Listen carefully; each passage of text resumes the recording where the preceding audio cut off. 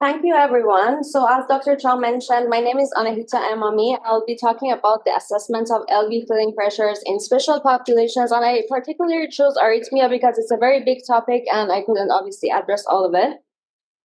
So the objectives of today's talk is to examine the challenges that arrhythmia poses in the assessment of diastolic dysfunction and figure out and discuss the techniques that we can use to address and mitigate these challenges. So as we all know, LV filling pressures are extremely important for diagnosis of diastolic dysfunction and treatment of heart failure. And it's associated with impaired relaxation, increased chamber stiffness, and poor compliance. And in patients with diastolic dysfunction and increased LV filling pressures, they have symptoms of dyspnea, heart failure, and they have poor outcomes associated with it. And assessment of LV filling pressures is both important in patients with preserved ejection fraction and reduced ejection fraction. And that's why I chose this topic. We all know these two flowcharts that are from American Society of Echocardiography and European Association of Cardiovascular Imaging for the assessment of diastolic dysfunction in general population in patients with normal ejection fraction and low ejection fraction or myocardial disease. And the parameters that it uses are usually the mitral inflow velocities, the mitral annular tissue Doppler imaging, the TR velocity, and the LA volume index. And I'm not going to go through these flowcharts because it has already been, there are talks already about it on the YouTube channel as well.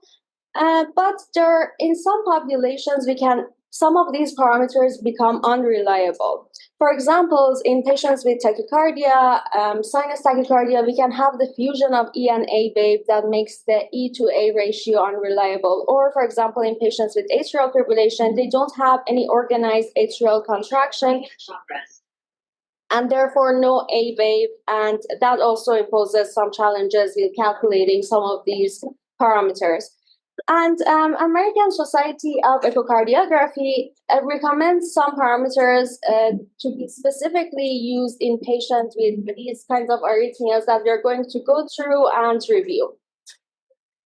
The arrhythmias that I'm going to talk about today is atrial fibrillation, and since it's like more than 12% of the population above 80 years old have atrial fibrillation, I'm going to focus more on atrial fibrillation, and other than that, we're talking about sinus tachycardia, the AV blocks, bundle branch blocks, and pacing. So I know everyone know what it is, but I'm going to ask one of the cardiology residents to describe what they see, or anyone. Sofian? So it's that looking at the dilated, it kind of looked like it's like venting. It looks like the kind of hockey puck there was. But if you want to talk about arrhythmias, is there anything that you see in this MO that will point to a specific arrhythmia? Bit of variability. Exactly. So this is an MO of a patient with atrial fibrillation, and the challenges that atrial fibrillation poses in assessment of Doppler usually is because of the cycle length variability, as you mentioned. For example, in this case, the absence of the atrial contraction and therefore A wave, and as you mentioned, there's frequent LA enlargements in patients with atrial fibrillation, irrespective of the LV filling pressures. That also poses some challenges in assessment of diastolic dysfunction in these patients. And for example, looking at these Dopplers of the mitral inflow, on the left side, we have the normal sinus rhythm. We can see the E and A wave. And on the right side, we can see that the A wave is absent in a patient with atrial fibrillation. Okay, so the American Society of Echocardiography and the European Association of Cardiovascular Imaging mentioned some parameters to be used in patients with atrial fibrillation that I have put in this table, but I'm not going to review this table because, as you can see, it's a very busy table, and we're going to go through most of them one by one and eventually put it all together.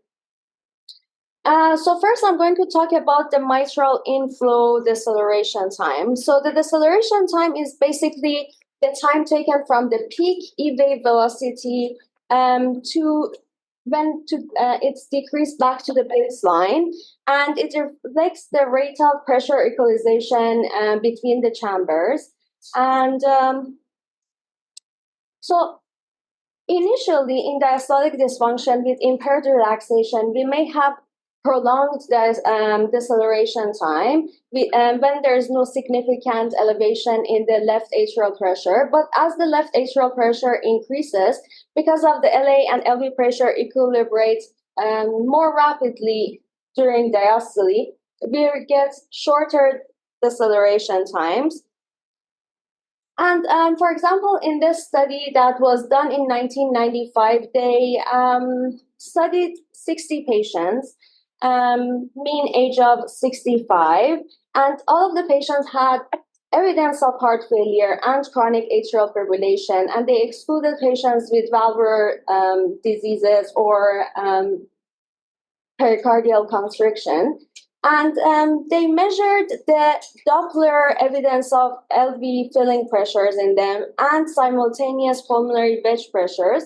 And they were able to show that in patients with reduced systolic function, EF of less than 45%, there is a significant strong negative correlation between the left ventricular filling pressures and the and the shorter deceleration time. And in patients with preserved systolic function, sorry about that, this correlation was significantly weaker and therefore cannot be used alone to predict the LV filling pressures. Similarly, in this article, they looked at 35 patients with EF average of 22 plus minus 5%, so severe LV dysfunction and atrial fibrillation, patients with chronic, persistent, permanent atrial fibrillation, not the ones with paroxysmal ones, and they simultaneously measured the wedge pressure based on pulmonary catheterization and the Doppler profile. And they were able to show that the deceleration time had a very strong minus 0.95 correlation coefficient, negative correlation with the deceleration time. And through their multivariate analysis, they were able to come up with this equation that every 1 millisecond decrease in the deceleration time is almost equal to 0.26 millimeters of mercury increase in wedge pressure. So looking at the recommendations of the guidelines for diastolic dysfunction, they recommend the deceleration time of equal or less than 160 millisecond to be a threshold for evidence of diastolic dysfunction in patients with atrial fibrillation. The strength of this parameter is that it's feasible to do, it's reproducible, and it's mostly strongly correlated with left ventricular elevated filling pressures in patients with reduced ejection fraction and not with the ones with lower, with preserved ejection fraction. However, there are some weaknesses as well. For example, in patients not in atrial fibrillation per se, but in patients with sinus tachycardia that have A and E fusion, this can be inaccurate. And also it's age dependent, so it increases with aging, and also it's not applicable in patients with atrial flutter, although it's been shown to be accurate in patients with atrial fibrillation.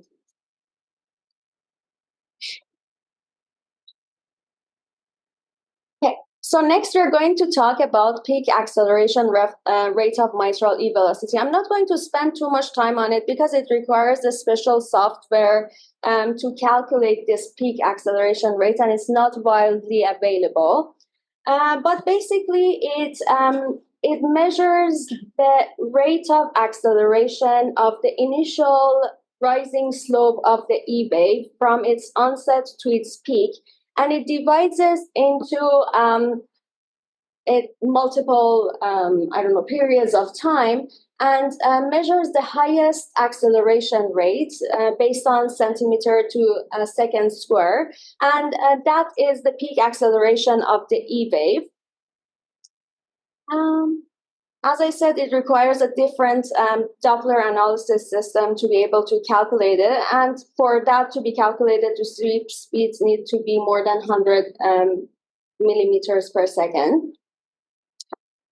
So the higher peak acceleration rate, it reflects elevated left atrial pressures and driving rapid early diastolic filling. Similar to the deceleration time, initially in diastolic dysfunction, we might have only impaired relaxation that may even be associated with reduced driving pressure and therefore lower peak acceleration rate. But as the left atrial pressure increases, that also increases the peak acceleration rate and the rate of filling of the LV in early diastole. The same article also looked at peak acceleration rate of mitral E velocity, and they were able to show that there is a positive correlation, 0.84, between the LV filling pressures and the peak acceleration rates of above 1900 centimeter per second square. Interestingly, they show that there is high variability in the peak acceleration rate that is calculated because of the complexity of tracing the E wave. However, despite the higher variability, the absolute error in measurement of LV filling pressures was very minimal, plus minus 6 millimeters of mercury. And obviously, as we measure it in multiple cycles, like 3 cycles compared to 1 cycle, we can increase the sensitivity and specificity of this measurement. Okay, so next I'm going to talk about isovolumetric relaxation time. In order to measure the isovolumetric relaxation time, we usually take the five-chamber or four-chamber view, and we put the pulse wave Doppler or the continuous wave Doppler and put the sample volume in the LV outflow, the way that we can measure the aortic ejection and onset of mitral inflow. And the time between the aortic ejection, the end of the aortic ejection, and the onset of the mitral inflow is the isovolumetric relaxation time. For this measurement as well, the sweep speed should be 100 millimeters per second. So it's as the LV relaxation becomes impaired, initially the IVRT may become prolonged. However, as the left atrial pressure increases, similar to the other value, this time period becomes shortened and then inversely related to the LV filling pressure times in patients with cardiac diseases. Same article looked at the IVRT in patients with chronic heart failure and atrial fibrillation, as was able to show also a negative correlation, strong negative correlation with the wedge pressures. And the American Society of Echocardiography suggests the threshold of less than 65 milliseconds for assessment of diastolic dysfunction in patients with atrial fibrillation. That is different from the normal of less than 70. So some of the weaknesses of the isovolumetric relaxation time is that it's affected by heart rate and atrial pressure, leading to some variability. So in patients with tachycardia, which many of the patients with atrial fibrillation may have, it may be challenging to accurately measure the IVRT as well. And also it's different, the results may be different if we use the continuous wave Doppler versus the pulse wave Doppler. In pulse wave Doppler, we can have a localized, more precise IVRT measurement, whereas with continuous wave Doppler, we can have a broader, higher velocity flows, and however, like the accuracy and specificity may be lower.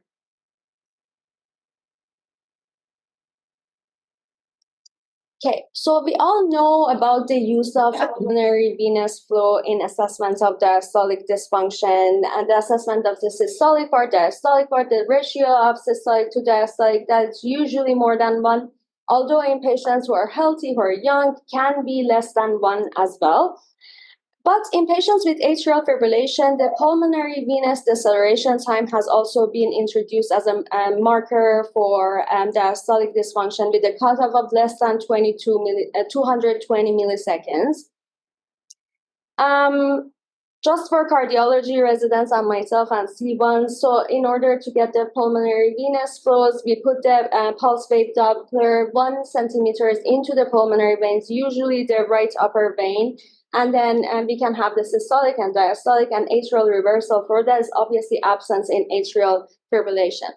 And for calculating the deceleration time, we calculate the time that takes from the peak of the diastolic velocity to the point that the slope reaches the baseline. And we want to average it over 10 cycles in patients with atrial fibrillations because of the cycle variability, or use the cycles that have the most uniform RR intervals to reduce the variability as much as possible.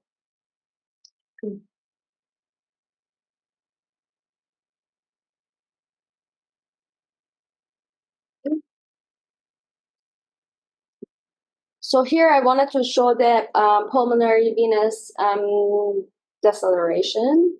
No, actually, I'm not sure why I put this here. Sorry about that. Okay, moving on to tissue E to E prime ratio.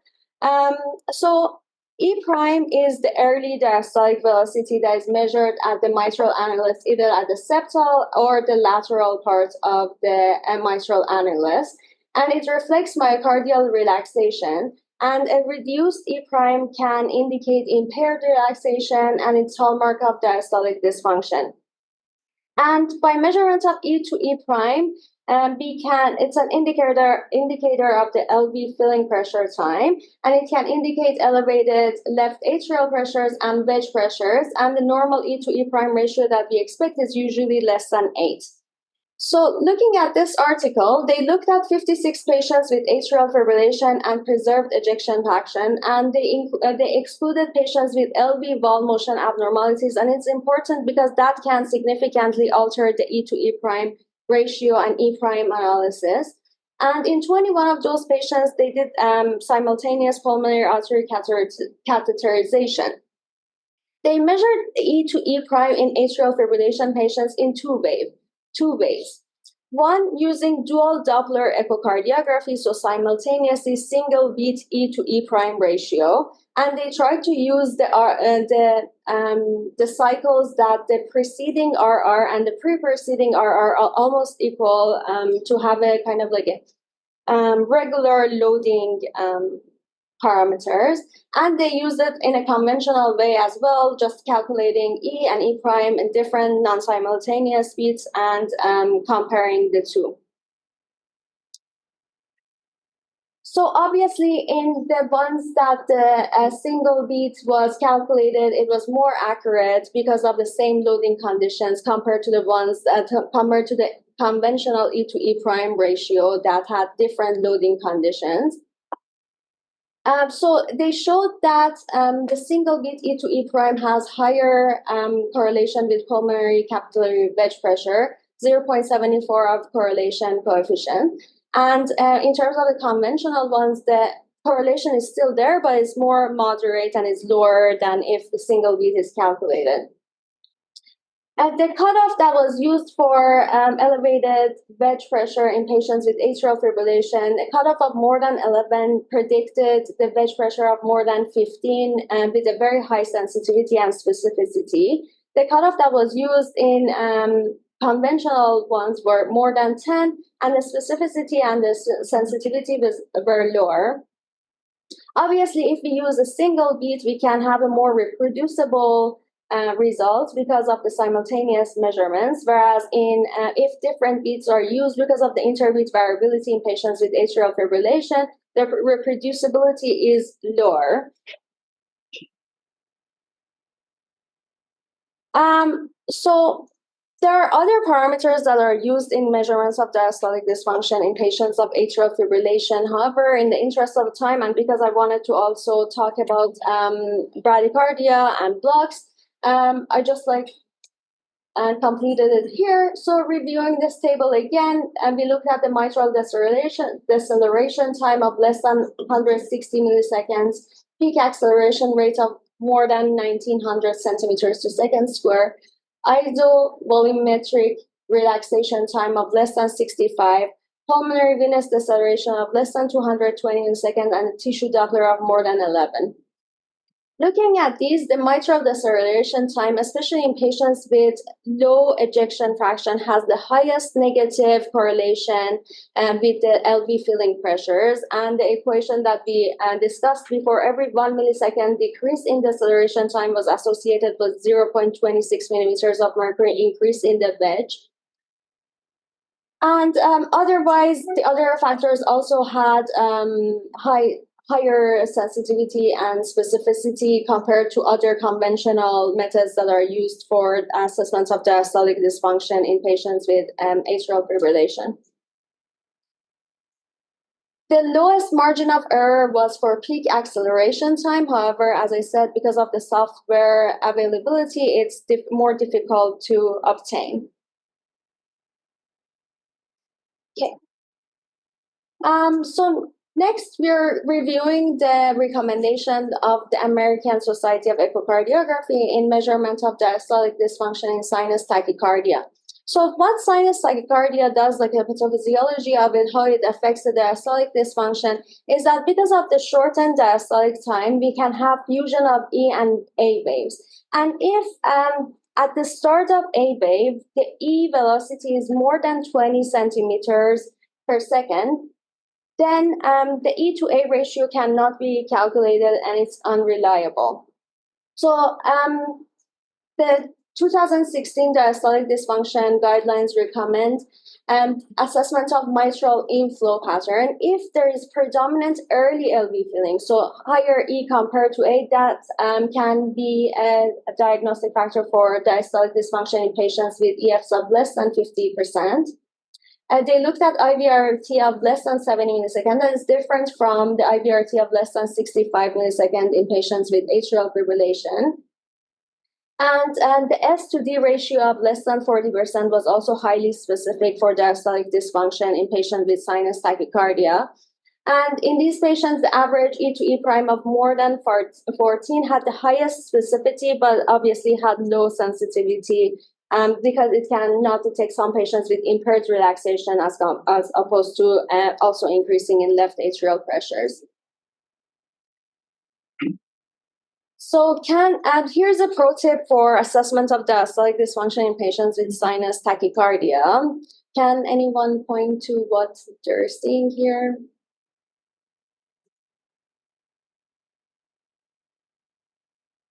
Fusion of the EA waves?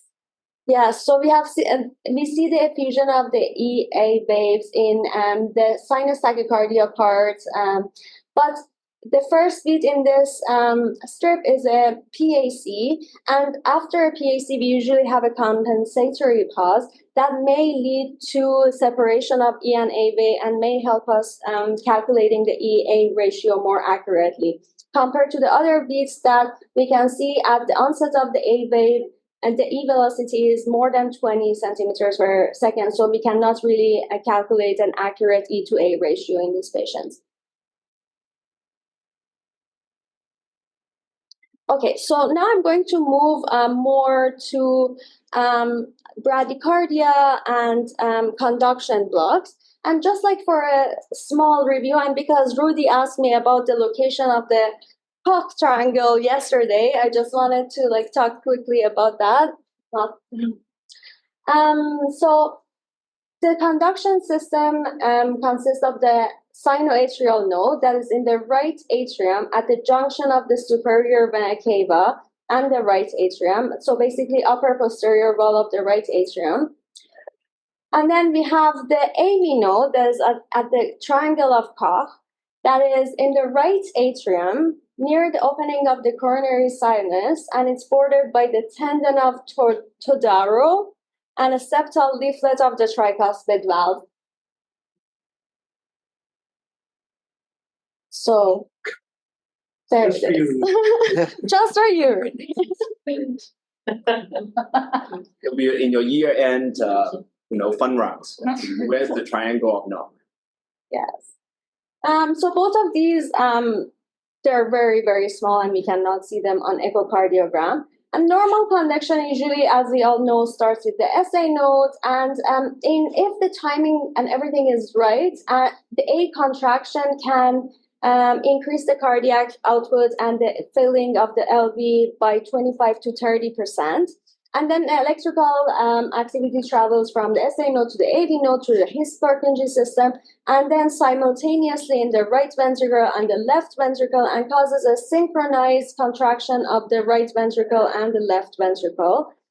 Any dysynchrony and from AV dysynchrony or some like bundle branch dysynchrony can cause systolic and diastolic dysfunction, and therefore affect the parameters that are used for diastolic dysfunction. So first, we are going to look at the first degree AV block. So a normal AV conduction time is between 120 to 200 milliseconds. And you can see here in this case, it's 200, maybe like 300 milliseconds. So it's a case of first degree AV block. So in the PR intervals that are below 280 milliseconds, it's usually well tolerated. It doesn't have any effect on the systolic or diastolic function. Given that the heart rate is normal and the LVEF is normal, and otherwise we're dealing with a structurally normal heart. But as the PR interval prolongs, it causes a fusion between the E wave and A wave that can mimic impaired relaxation with E to A ratio of less than 1, causing higher A wave velocity. And also, because it shortens the, basically it fuses the E and A and shortens the filling time of the diastolic filling time, it can also cause lower end diastolic volume and reduce the cardiac output. As the PR gets more prolonged to more than 320 milliseconds, it's completely unphysiologic, can cause this asynchrony and can cause uniphasic A waves and diastolic mitral regurgitation as well.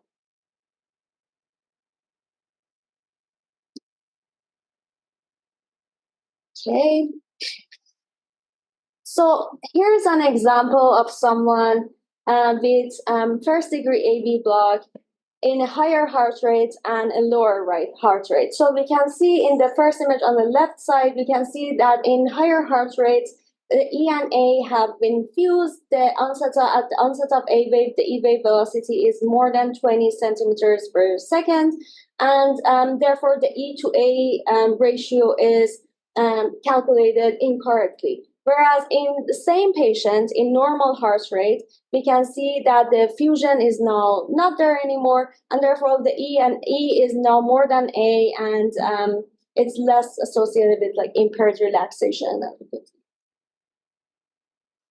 Okay. So as we said, it can also reduce the diastolic filling, therefore cardiac output. And again, if at the onset of A wave, the E wave velocity is more than 20 centimeters per second, the ratio is unreliable and cannot be used in the interpretation. And in patients that have the PR rate durations of more than 320 milliseconds, as I said, they can have uniphasic A waves, and in those patients, only TR peak velocity can be used as an indicator of the LV filling pressures. Okay, it's going faster than what I expected. You're still doing very well. Better than slower. You need some bradycardia. Yes.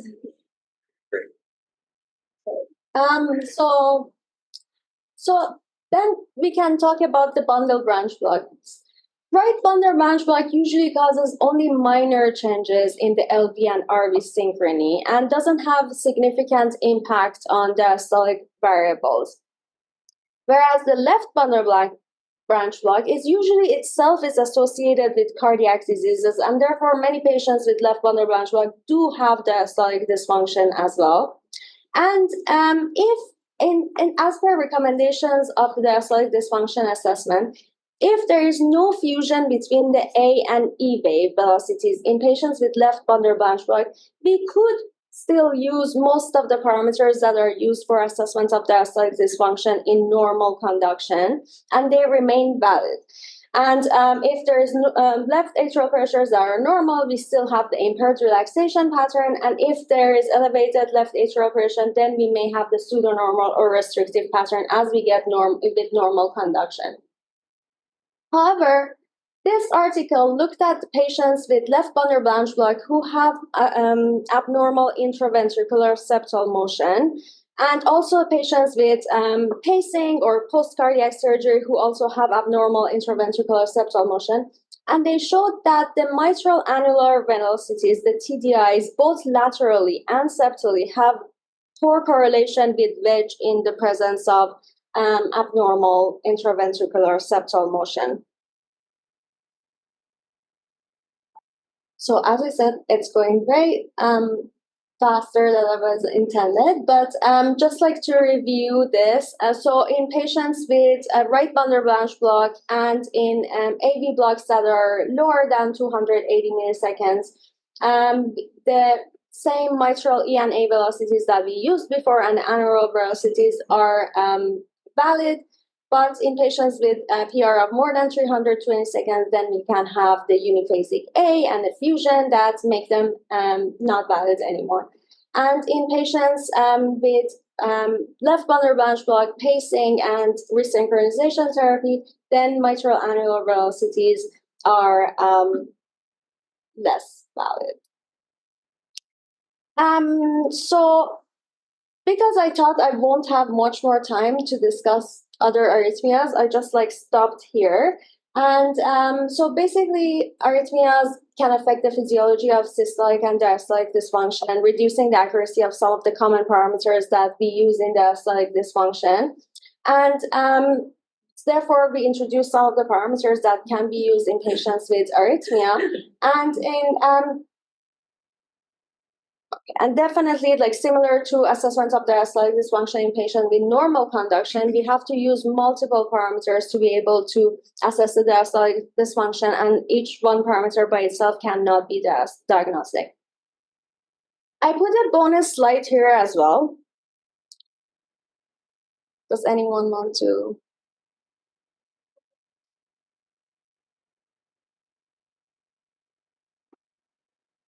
The classic way.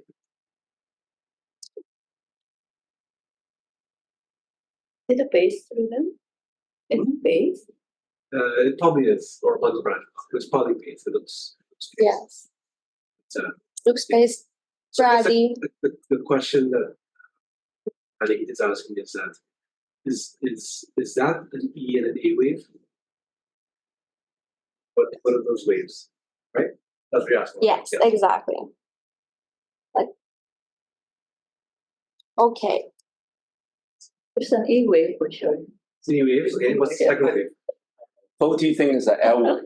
An L wave. Thank you, Poti. What's an L wave? Okay. What's an L wave? Yes. There it is. So sometimes when we have a significant delay LV relaxation, especially in patients who have bradycardia or pacing, the filling pressures continue throughout the diastole, and we can have an L wave that sometimes can be mistaken by an A wave, and sometimes even in patients with normal diastolic function but significant bradycardia, we could see the L wave, but it's usually less than 20 centimeters per second higher the velocity. And here is a patient with normal sinus rhythm. We can see the A wave, E wave, and the L wave. It's a lot easier to recognize. That's much. Yeah. Batman sign. Yes, but this patient with pace. I love DC comics. And this is the BBI pacing, so there is no A contraction and therefore no A wave. And we can only see the L wave that can be mistaken for A wave. Okay, so thank you. Thank you.